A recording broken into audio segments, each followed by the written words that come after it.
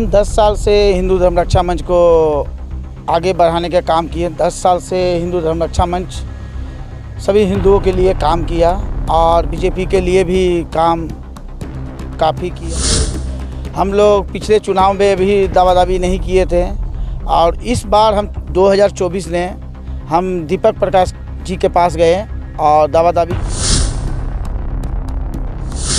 राजमहल विधानसभा से हमारे हिंदू धर्म रक्षा मंच का कार्यकर्ताओं को टिकट मिलना चाहिए। इसके साथ हमेशा खड़ा रहता था। 2024 हो चाहे 2019 हो, लोकसभा के चुनाव 2024 में गया तब भी हम लोग पूरी मन से प्रचार किए। हम लोग के पास कार्यकर्ता पहुँचे चाहे नहीं पहुँचे, कोई भी बीजेपी का कैंडिडेट नहीं पहुँचे, उससे फ़र्क नहीं है। मुझे बीजेपी को 2024 में जो है विधानसभा चुनाव होना है, जिसको लेकर अगर हम राजनीतिक दलों की बात करें तो सभी राजनीतिक पार्टी जो है विधानसभा चुनाव की तैयारी में जुट गए हैं। इसी कड़ी में अगर हिंदू धर्म रक्षा मंच की बात करें तो उन्होंने भी जो है 2024 में जो है टिकट की दावेदारी राजमहल विधानसभा क्षेत्र से किया है। और मेरे साथ जो है हिंदू धर्म रक्षा मंच के प्रदेश महासचिव बजरंगी महतो जी हैं, जिन्होंने जो है बीजेपी के पूर्व प्रदेश अध्यक्ष दीपक प्रकाश सहित कई बीजेपी के दिग्गज नेताओं से जो है मुलाकात भी किया है। साथ ही साथ जो है राजमहल लोकसभा सीट से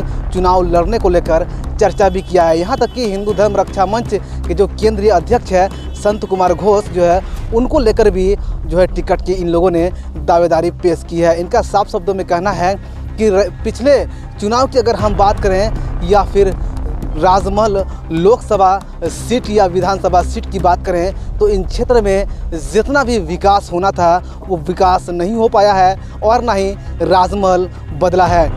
इसी को लेकर जो है हिंदू धर्म रक्षा मंच भी जो है 2024 के विधानसभा चुनाव में टिकट की दावेदारी की है। मेरे साथ बजरंगी महतो जी हैं, इनसे हम लोग बातचीत करेंगे और जानेंगे कि सर, सबसे तो पहले GTV भारत न्यूज़ चैनल में आपका स्वागत है। बहुत बहुत धन्यवाद गोविंद जी। GTV को भी आप लोगों को बहुत बहुत धन्यवाद। सर, हिंदू धर्म रक्षा मंच एक अच्छा संगठन है, काफ़ी बढ़ चढ़ के जो है झारखंड के कई जिलों में काम भी कर रही है। लेकिन अगर सर राजमहल लोकसभा सीट की अगर हम बात करें तो चुनावी सरगर्मी भी अब लगभग तेज़ होने लगा है। आप लोगों ने जो है टिकट की दावेदारी को लेकर बीजेपी के कई दिग्गज नेताओं के से वार्ता भी की है, मुलाकात भी की हैं। क्या है सर इसका मंतव्य?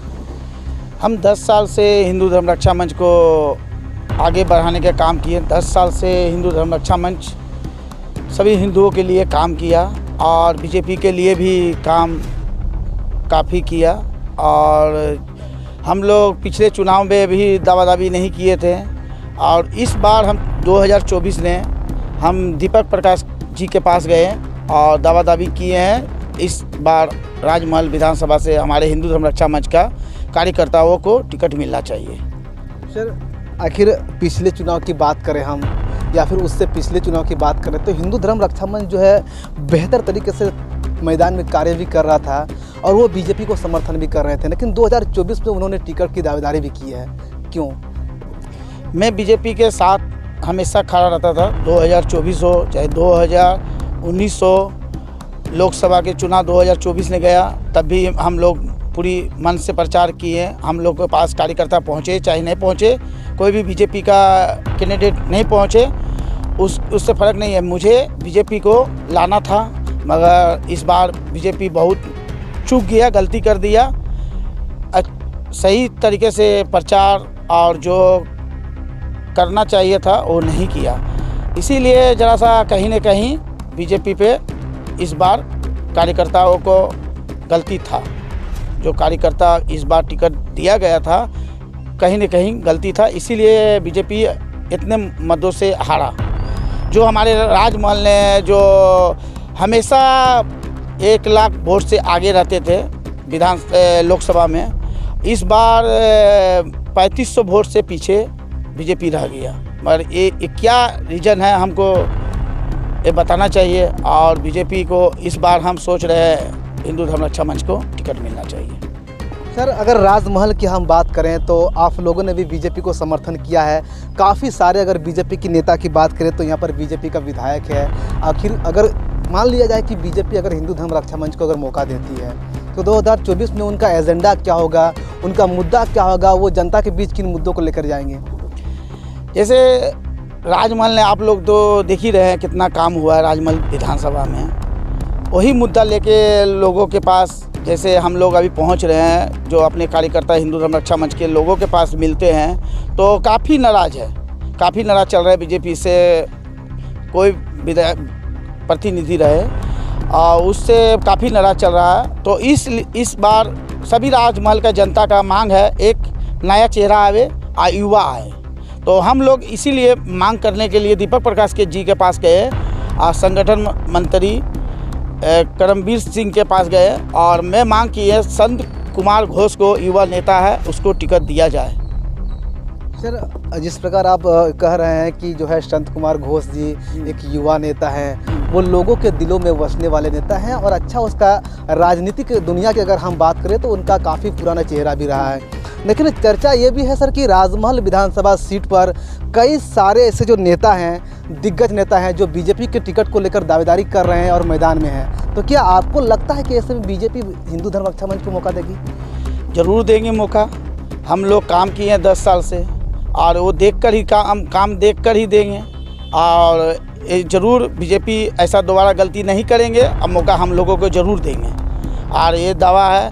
आप लोग गांव में भी जाइएगा तो कोई भी गांव राजमहल विधानसभा के क्षेत्र में ज़रूर बोलेंगे अभी हिंदू धर्म रक्षा मंच को टिकट दिया जाए।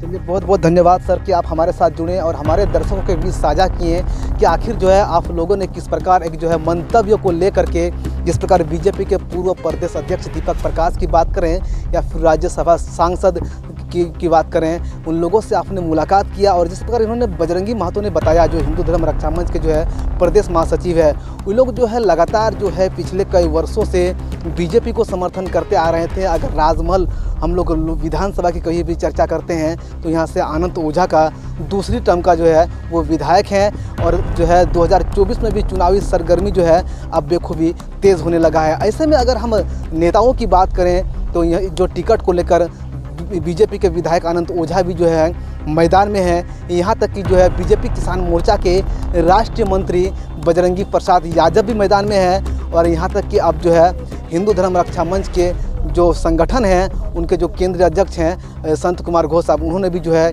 टिकट की दावेदारी की है और वो भी पूरा विश्वास के साथ किया है कि हिंदू धर्म रक्षा मंच को जो है बीजेपी अपनाएगी और उसको एक बार मौका ज़रूर देगा। लेकिन अब ऐसे में देखने वाली बात होती है कि बीजेपी का जो है नैरेटिव जो है राजमहल लोकसभा सीट को लेकर क्या सेट होता है और बीजेपी किसको यहाँ से अपना कैंडिडेट चुनता है और किसको मौका देता है।